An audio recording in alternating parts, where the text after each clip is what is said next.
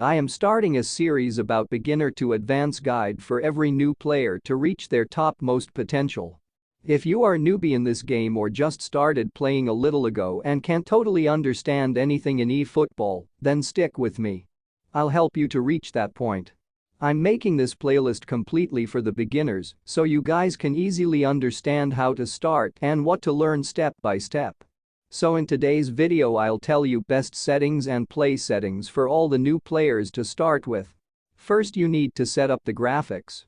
There are 4 types of graphic settings. Set the graphics as per your device capability. Remember that the higher the graphics is, the better the visuals will be, and your device will eventually heat up a little. And always try to play in maximum possible FPS. Because higher FPS will make the gameplay smoother. Now let's see camera angles. You can find the camera angle only while playing a match. So go to the pause menu, then choose the camera changing options. There are a total 7 types of angles. First 3 are closer view. And last 4 are wider view. For beginners, I'll recommend you to use wider dynamic wide camera angles, or you can also select dual. Avoid long, mid-range, live broadcast and stadium, because those are hard for a new player to play with. Now you can find play settings from extras, game settings and then play settings. After this, let's understand every important things here. First, there are 2 types of control. The first one is classic control, and the second one is touch and flick. You can practice with any of them. But mostly players should start with classic one. And this control is way easier to learn the game and play with it. Now, adjust the settings like how I'm going to tell you. First one is joystick.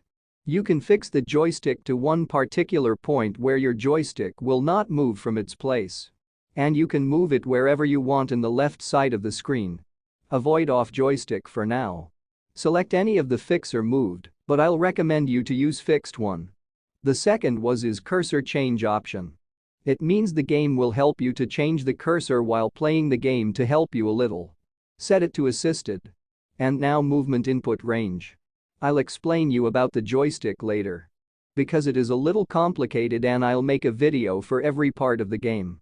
Select movement input range to wide one. Then it comes to classic commands. If you selected touch and flick control type, then it will be not for you. Select the defending control type to standard one. The next is button configuration. Here you can adjust and move the buttons wherever you feel suitable. Then select 100 to 80% opacity. The next is match screen. If you set the cursor type to player's name, then you can read the player's name in their head. And if you select action, then whatever you will do, it will show that. Let the next player indicator, attack defense level and radar turned on. The radar will help you to find out players you can't see in the field too. And let the other settings stay default. Now one last thing to do is selecting automatic match support. To select these options you need to go to the game plan and then click on the base team icon and then automatic match support. Turn on substitution to flexible option as it will help you to automatically substitute your players when needed. Then keep turned on the offside trap and attack defense level. So this is all the settings you need to know about this game as a beginner or newbie. Follow up these things and stay tuned because I'm coming with step-by-step videos to help you understanding the game easily.